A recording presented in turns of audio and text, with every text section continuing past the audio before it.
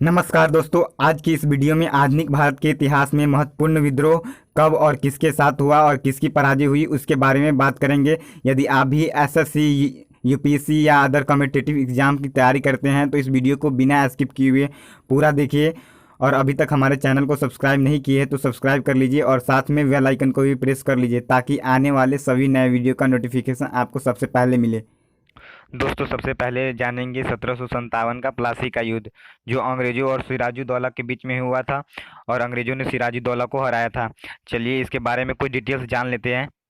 1757 का जो युद्ध था वो प्लासी का पहला युद्ध था, जो 23 जून 1757 को मुर्शिदाबाद के दक्षिण में 22 मील दूर नदिया जिले में गंगा नदी के किनारे प्लासी नामक स्थान में हुआ था। इस युद्ध में एक ओर ब्रिटिश ईस्ट इंडिया कंपनी की सेना थी तो दूसरी ओर बंगाल के नवाब की सेना। कंपनी की सेना ने रॉबर्ट क्लाइव के नेतृत्व में नवाब सिराजुद्दौला को हराया था। 1760 की वांडीवास की लड़ाई, जो अंग्रेजों और फ्रांसीसियों के बीच हुआ था और अंग्रेजों ने फ्रांसीसियों को हराया था। चलिए इसके बारे में डिटेल्स जान लेते हैं। वांडीवास का युद्ध वर्ष 1760 में अंग्रेजों और फ्रांसीसियों के मध्य लड़ा गया था।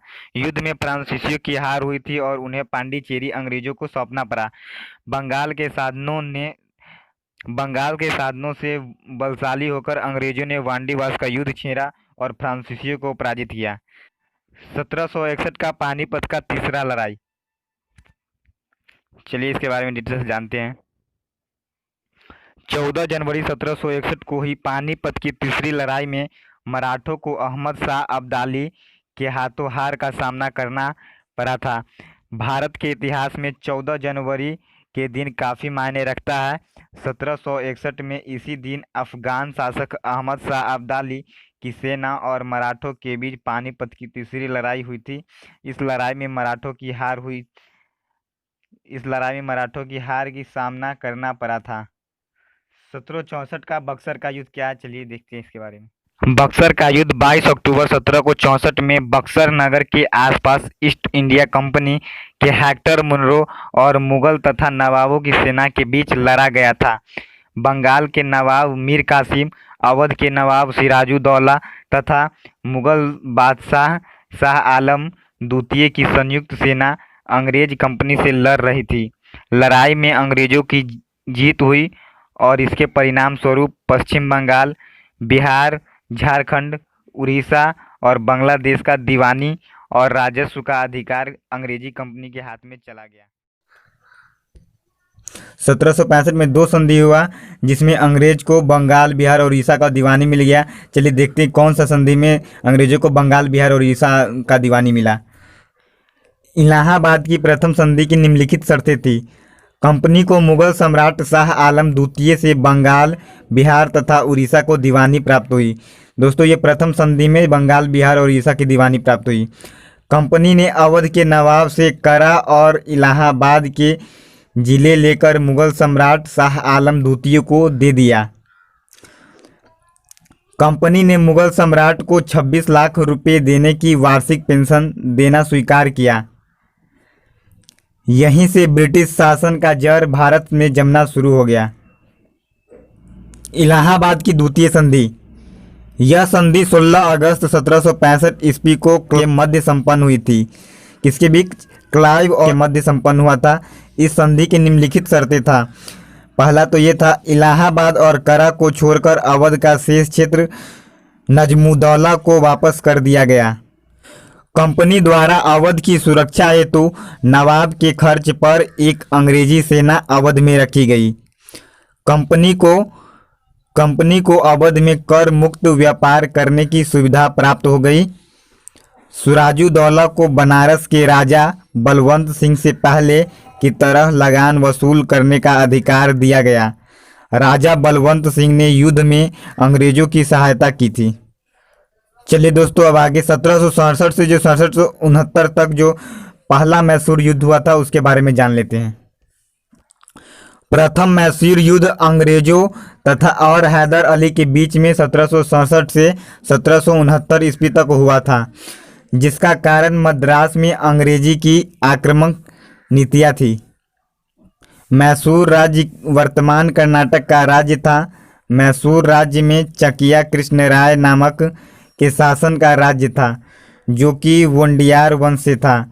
मैसूर में चकिया कृष्णराय के समय में दो अधिकारी थे, एक था नंदराज व देवराज थे। चलिए दोस्तों आगे की ओर 1772 में वारेन हेस्टिंग्स को जो ना बंगाल के राज्यपाल के रूप में नियुक्त किया।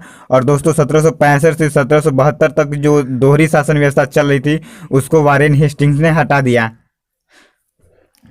दोस्तों 1773 में ब्रिटिश संसद द्वारा विनिमयत अधिनियम पारित किया गया। देखिए इस अधिनियम की क्या क्या शर्तें थी इसके बारे में जान लेते थोड़ा। दोस्तों इस अधिनियम की प्रमुख विशेषता इस प्रकार थी। इस अधिनियम द्वारा बंगाल के गवर्नर को बंगाल का गवर्नर जनरल पद नियुक्त कर दिया एवं उसकी सहायता के लिए एक 4 सदस्यीय कार्यकारी परिषद का भी गठन किया गया। उल्लेखनीय है कि ऐसे पहले गवर्नर लॉर्ड वारेन हेस्टिंग्स ही थे। इसके द्वारा मद्रास एवं बंगाल के गवर्नर जनरल के अधीन हो गए, जबकि पहले सभी प्रेसिडेंसियों के गवर्नर एक दूसरे से अलग थे। इस अधिनियम के अंतर्गत कलकत्ता में 1774 में एक उच्चतम न्यायालय का स्थापना की गई, जिसमें मुख्य न्यायाधीश और 3 अन्य न्यायाधीश थे। इसके तहत कंपनी के कर्मचारियों को निजी व्यापार करने और भारतीय लोगों से उपहार व रिश्वत लेना प्रतिबंध कर दिया गया। इस अधिनियम के द्वारा ब्रिटिश सरकार का कोर्ट ऑफ डायरेक्टर्स कंपनी की गवर्निंग बॉडी के माध्यम से कंपनी पर नियंत्रण सशक्त हो गया। इसने भारत में इसके राजस्व, नागरिक और सैन्य मामलों की जानकारी ब्रिटिश सरकार को देना आवश्यक कर दिया। चलिए दोस्तों आगे की ओर 1775 से 1782 में जो प्रथम एंग्लो मराठा युद्ध हुआ था उसके बारे में जान लेते हैं। किससे 1775 से 1782 में क्या हुआ था? प्रथम एंग्लो मराठा युद्ध हुआ था। चलिए इसके बारे में जान लेते हैं। प्रथम एंग्लो मराठा युद्ध 1775 से 1782 ईस्वी तक चला। Raghoba Raghunath Rao east India company से साठगांठ करके स्वयं पेशवा बनने का सपना देखने लगा था। उसने 1775 ईस्वी में अंग्रेजों से सूरत की संधि की, जिसके अनुसार बम्बई सरकार राघोबा से 1.5 लाख रुपये मासिक खर्च लेकर उसे 250 सैनिक की सहायता देगी। इस सहायता के बदले राघोबा ने अंग्रेजों को बम्बई के समीप स्थित सालसेत द्वीप तथा बसीन को देने का वचन दिया। 1779 ईस्वी में कंपनी सेना की बरगांव नामक स्थान पर भयंकर हार हुई और उसे बरगांव की संधि करनी पड़ी। इस हार के बावजूद भी वारेन हेस्टिंग्स ने संधि होने तक युद्ध को जारी रखा था। चलिए दोस्तों आगे 1780 से 1784 तक जो दूसरा मैसूर युद्ध हुआ था उसके बारे में जान लेते हैं, जिसमें ब्रिटिश ने हैदर अली को हराया था। द्वितीय मैसूर युद्ध जो 1780 से 1784 ईस्वी तक चला था, अंग्रेजों ने 1769 ईस्वी की मद्रास की संधि की शर्तों के अनुसार आचरण नहीं किया और 1770 ईस्वी में हैदर अली को समझौता के अनुसार उस समय सहायता नहीं दी जब मराठों ने उस पर आक्रमण किया। अंग्रेजों ने इस विश्वासघात से हैदर अली को अत्यधिक क्षोभ हुआ था। उसका क्रोध उस समय और भी बढ़ गया जब अंग्रेजों ने हैदर अली की राज्य सीमाओं के अंतर्गत माही की फ्रांसीसी बस्तियों पर आक्रमण कर अधिकार कर लिया। उसने मराठा और निजाम के साथ 1780 में त्रिपक्षीय संधि कर ली, जिससे द्वितीय मैसूर युद्ध प्रारंभ हो गया। चलिए दोस्तों 1784 में जो पिट्स इंडिया का एक्ट लगा था उसके बारे में जान लेते हैं। दोस्तों 1784 ईस्वी में जो पिट्स इंडिया एक्ट जो लागू हुआ उसके बारे में जान लेते हैं। पिट्स इंडिया एक्ट जो ना 1784 ईस्वी में स्थित अधिनियम की निम्नलिखित विशेषता इस प्रकार थी। इसने कंपनी